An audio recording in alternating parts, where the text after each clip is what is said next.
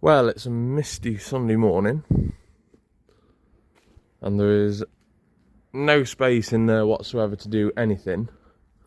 They've given out rain for later on, so it's a nice day for doing some Austin maintenance. So she last run a few days ago. I've got a little bit of choke on the clothes washing line peg thingy down there. There we go.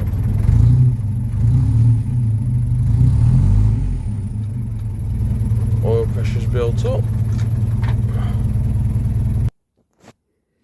So I've done some miles in and now. I think it's about 300 miles, I think. Just like no major journeys, just sort of here and there. Nothing's really changed that much. I've not actually washed her. She's not the prettiest thing on the road, but you know, she is getting some use. A couple of things I've noticed. There's a lot of play in the steering, and I don't think the tracking is correct. When we look at this wheel here, and we look at this one here, it seems to be towing out quite a lot. So we're going to jack it up, look at the steering linkages today, and then on a future day, in the next coming weeks, I'm going to go through the braking system, because I was informed yesterday by a guy who knows these things inside out. I've forgotten his name now. I think it might have been Graham. He said the brake pedal should be very solid, with like 3/4 of an inch of travel before the brakes apply.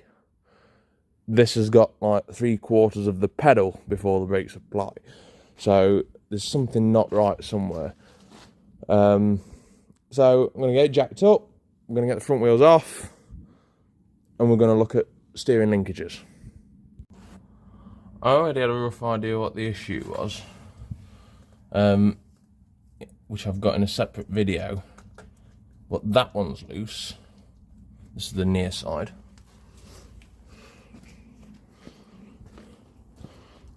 And on the off side, obviously you've got the other end of the main track rod, and up here, that one is very loose, and I can actually move that. I'm not sure how good you can see it, but I can move it. From earlier tests, I know the steering box is okay, so we need to get the hot spanner, whip that off. Oh, that one's already loose. Take the main track rod off, get everything cleaned up, get everything free, and then we can get everything adjusted. Right, that wasn't very painful at all. I've got the drag link off and the track rod, which is all there is to it, despite the box, of course,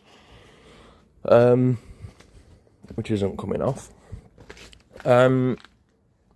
So split pins come out with a bit of a fight, but one of them appeared to be new. The other one took a bit of jiggery pokery, but I got it out. And with the hot spanner down there, I got the nuts off, and 2 hammers hitting together at the side of the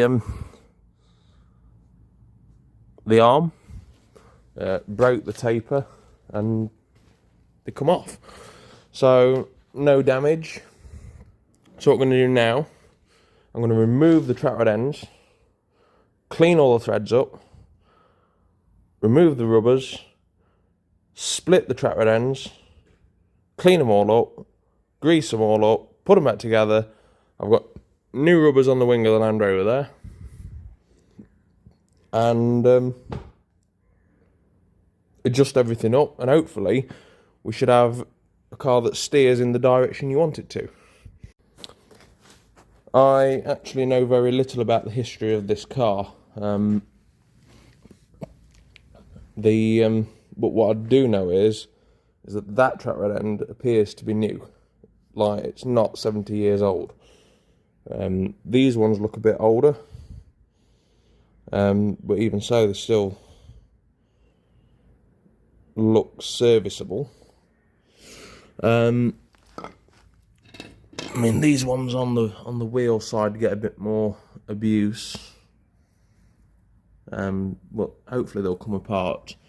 I can get, I think, a new pair for £85, but they only fit this model. There was nothing else. These do not fit any other model of car. They are special to this car. So we've got to try and save these. Well, that's the trap rod ends out of here. That was still smoking. I had trouble getting one trap rod end out. And I had trouble with one clamp bolt. Everything else just come out really easily. So I'm going to replace that. I think it's quarter BSF, which I have on stock. So I can replace that nice and easily.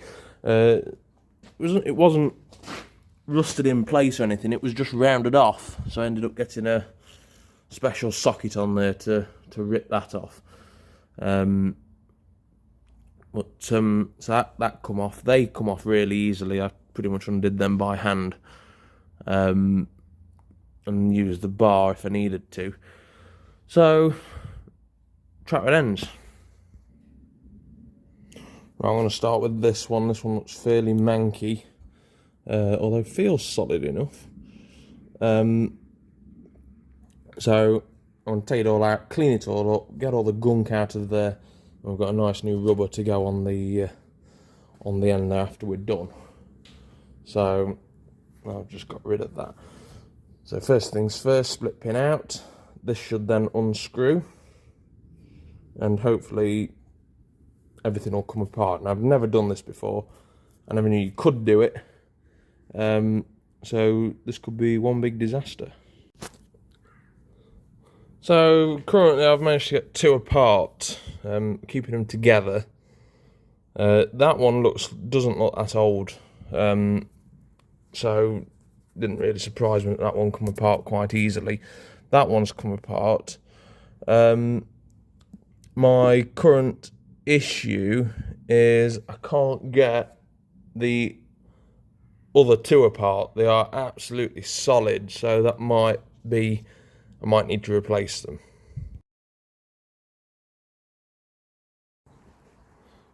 Well, I'm just here now on this drizzly Saturday afternoon, tracking up the Austin. I reckon it's about half a degree toe in, out. So it wants to be half a degree closer to zero, as you can see on there. It wants to be 20 minutes and it's currently about, I don't know, 75, something like that, 80, I don't know. So this is the other side. It's not massively out, considering I used 2 bits of wood and a tape measure previously. So I'm going to make this adjustment and hopefully it should be right. I took the fuel tank sender off the car because it was stuck on half full. I've took it all apart, well, took the top off of it and given it a bath in WD-40, and I managed to free it up. So hopefully now we should get a fuel reading, because I'm not having to guess how much fuel was in it. And as it turned out, I guessed that there was more fuel in, less fuel in than what there actually was. So petrol went everywhere. So I'll get a new gasket made and then give it a whirl.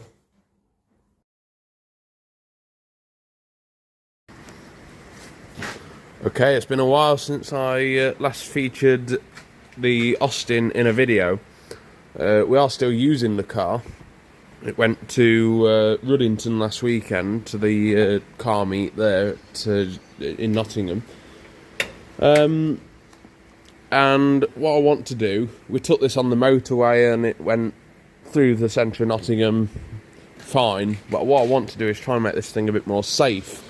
So I want some indicators on it. And there was a bloke there saying, oh yes, you can get some Land Rover indicators similar to this, but with the glass lenses. And I understood what he was saying. And then you can drill the wings and put them in. And I thought, well, I don't want to drill the wings because you're making it look like something it shouldn't be.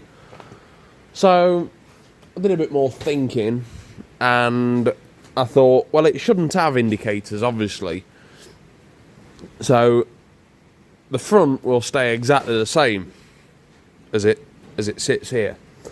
So what I want to do, I want to convert the side lamps into side lamp indicators, and at the back I want to fit them lights like I've just shown you on the rear bumper, and there's space in order to do that.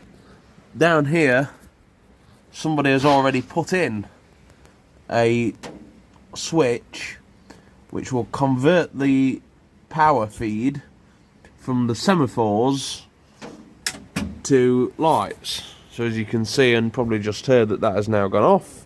I flick it back on and off. So we can do this and keep it looking relatively original. So that is the plan. I'm going to convert these lights, and what I have done, I've bought 4 of these, which are the fittings that the dual filament lamps go into, bulbs even, and we're going to retrofit this inside there and on the other side as well, and that will allow us to put a dual filament bulb and have indicators and side lights at the front. I have here a spare unit. This one come with the car as a spare. I got 3 because 2 is obviously not quite enough. And so here we are. This is the situation we're in. We need to take that apart and start playing around with some wires. So I'm doing the light conversion. I've broken the original bulb holder like that. So I get the new holder and I can actually clip that into position like that, and that secures it in place. And then I also use the cable tie, because cable ties fix everything.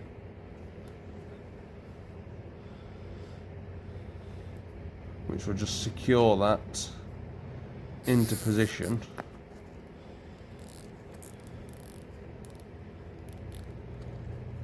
And hold it in securely.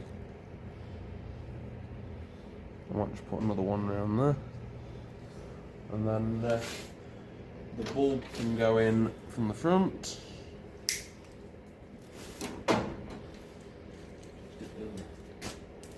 Cable tie on quickly.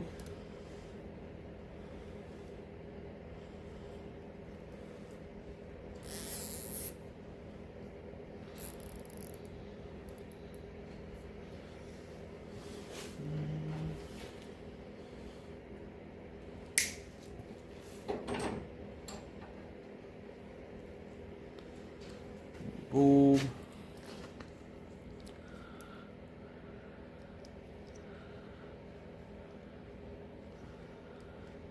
So I put the bulb in first.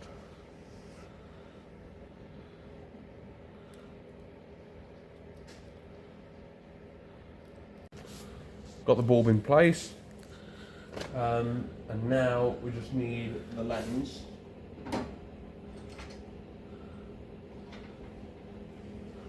which clips on here, which is a bit fiddly. I don't want to break the glass, because then I will be up the creek without a paddle.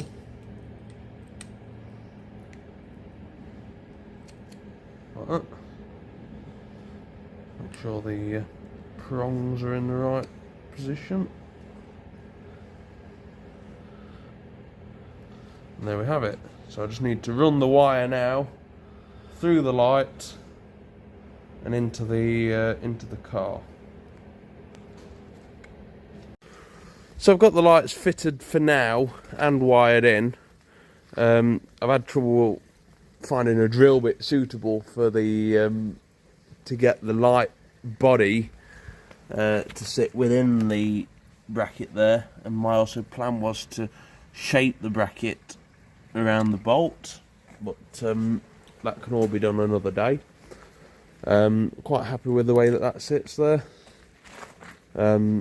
This had indicators on it before I bought it. So that was the problem of the day, sorting out the rears, whereas I thought the actual problem would be sorting out the front, but they went quite smoothly. So we're just going to go for a test light up. So ignition on. So we've got side lamps. Side lamps there. And then if I put the indicators on,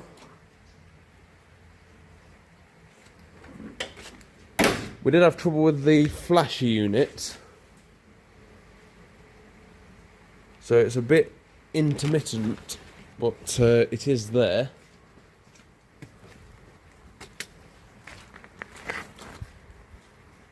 Could well work better with the dynamo charging, because currently we've got the brake lights on, the side lights on, and obviously the indicators. So if I just turn that off for a minute, yes, it's flashing a bit better there. Just turn the take the handbrake off. So it's flashing a bit more like it now, and then we'll just try the left hand side. So we can see that flashing there. And at the rear as well. And just to prove a point, with the indicators cancelled, if I I flick this switch here, I will now get semaphores, and that one on the other side as well. So I now got the choice of both,